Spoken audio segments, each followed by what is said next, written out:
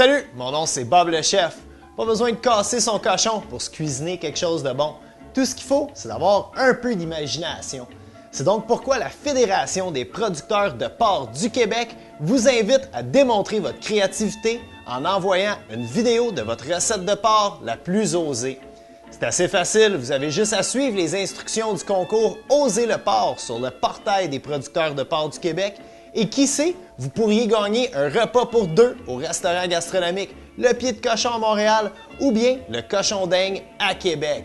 Par contre, faites attention, votre vidéo ne doit pas durer plus que 5 minutes et vous devez l'envoyer avant le 30 novembre 2010 à minuit. Sur ce, je vous propose ma recette de porc la plus osée, c'est-à-dire le cochon bourgeois.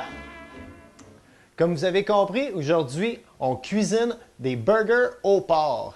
Et pour ça, on a besoin des ingrédients suivants. Du porc haché, de la chapelure, de la farine, un œuf, un pain burger et pour y donner une petite twist osée, du fromage brie ainsi qu'une pomme. Première étape, comme toute bonne recette de hamburger, on va déposer environ 150 g de porc haché ici dans notre bol.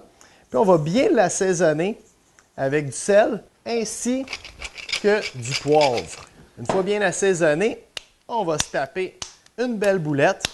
Très important que notre viande soit bien tapée.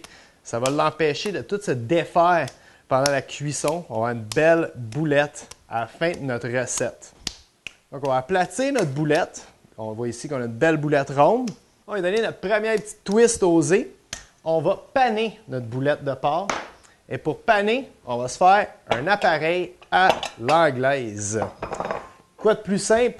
On va se casser un œuf ici dans un bol qu'on va juste mélanger rapidement à l'aide d'une fourchette. On va se mettre un petit peu de farine dans un bol ici et un petit peu de chapelure dans un autre bol.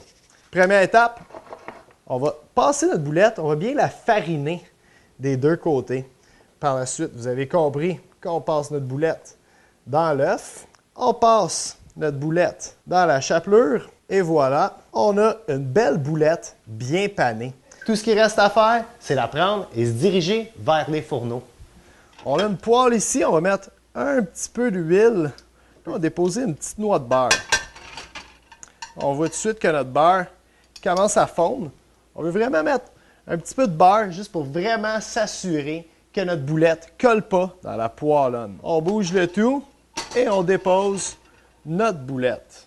On voit ici qu'elle ne colle déjà pas. Habituellement, quand on cuisine la viande, je dis tout le temps, pour la saisir, on doit la mettre à feu maximum. Mais dans ce cas ici, on ne veut vraiment pas la saisir car on risquerait de brûler la chapelure. On veut juste la dorer légèrement.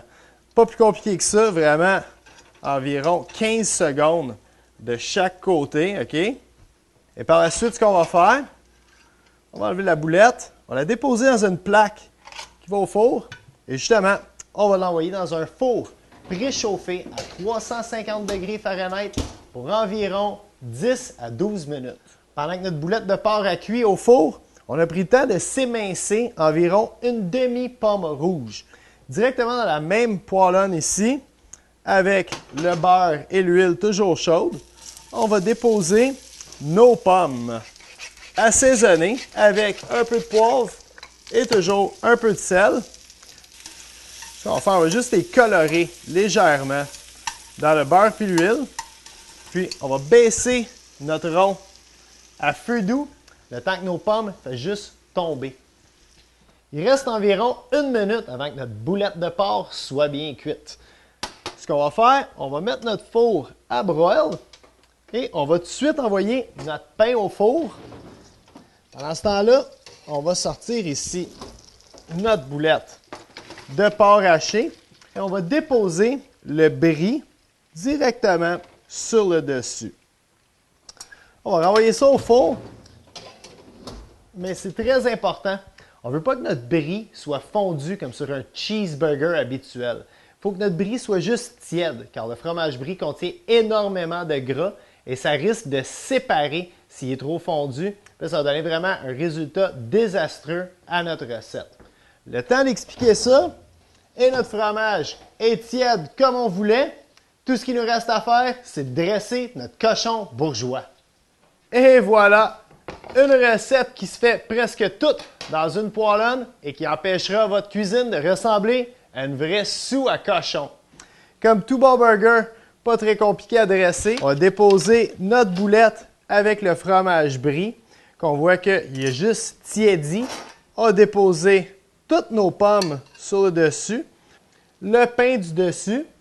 Alors faites comme Bob le chef, participez en grand nombre au concours Osez le porc et revenez-nous bientôt pour d'autres aventures tout aussi cochonnes à l'anarchie culinaire selon Bob.